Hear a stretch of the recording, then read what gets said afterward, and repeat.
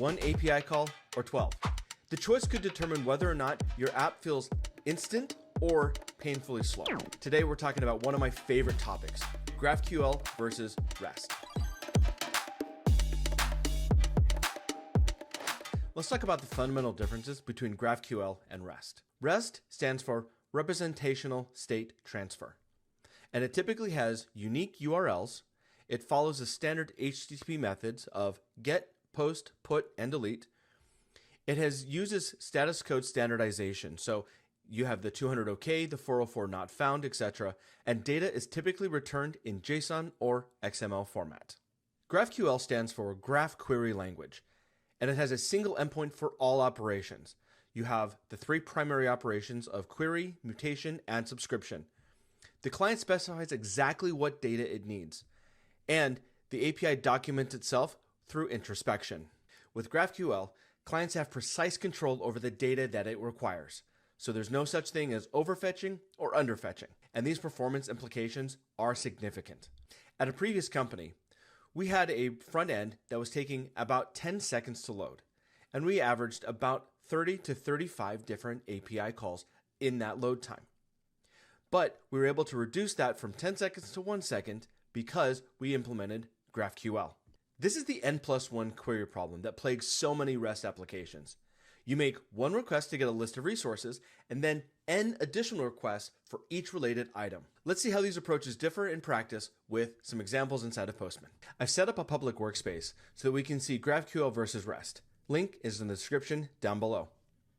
We're going to start with REST. I'm hitting the Swappy API and I'm going to get species2, which in this case are droids. I get a list of people, or 4 different droids, and if this was my front-end application, once I got that first list, I'd have to go individually to get people 2, or in this case C3PO, get information on R2D2, R5D4, and IG88. Let's see how this works in practice by using Collection Runner to run these all synchronously. All right, so that came back in about 1.3 seconds, so pretty quick, and that's 5 APIs. Now let's take a look at GraphQL. As I said earlier, GraphQL has introspection, so all I need is a single endpoint, and if introspection is turned on, I'm going to get the entire schema for everything. Inside of Postman, I've built my query using getting multiple droids to get C3PO, R2D2, R5D4, and IG88. And I'm just going to run that query, and you'll see that it comes back in 278 milliseconds. That is a full 1 second less while getting the exact same information from the API. So, which one should you use? The answer is actually not that simple. While yes, the performance of GraphQL in this case was faster, a lot of times you're still going to be able to use REST. Now, let's talk about that. REST is really great for simple data models. For instance, if you're just getting information on the weather in a certain location, REST is going to be perfect for that. But if you've got a lot of data and you only want to pick and choose what you need, GraphQL may be the better option. I often use the analogy of a buffet versus a meal. GraphQL is the buffet. You've got all of your food, all of your data there, and you're going to have your single plate and you're just going to go pick and choose. Maybe I want a little bit of fried chicken, maybe I want some mac and cheese, or I want my dessert. Whereas with REST, you've got your meal.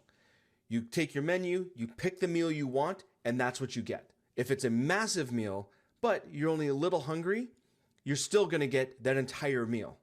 The choice between GraphQL and REST isn't about which is universally better. It's about which fits your specific needs. For complex UIs with nested data relationships, GraphQL can deliver performance. For simpler use cases, like well-defined resource boundaries, REST can be more straightforward. Everything you saw today is in a public workspace with the link in the description down below. Don't forget to like and subscribe for more AI and API content. Thanks for watching.